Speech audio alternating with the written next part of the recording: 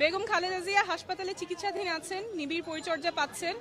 ওনার শারীরিক অবস্থা ক্রিটিক্যাল, তবে স্থিতিশীল আছেন। উনি এখনো ফাইট করছেন। নিরাপদ দূরত্ব থেকে সব সতর্কতা মেনে আমার ওনাকে দেখার সুযোগ হয়েছে। উনি সজ্ঞানে আছেন, সজাগ আছেন। চিকিৎসক এবং নার্স যে ওনাকে নির্দেশনা দিচ্ছেন সেগুলো উনি ফলো করতে পারছেন।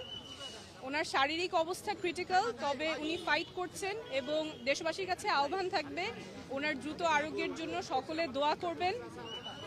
উনি দল মত সবকিছুর ঊর্ধ্বে উঠেই সবসময় ফাইট করেছেন, সহনশীলতার প্রতীক ছিলেন।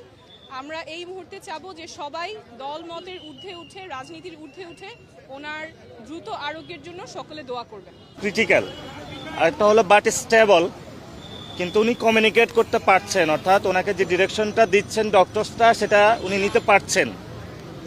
যদি তাহলে কি করব আমরা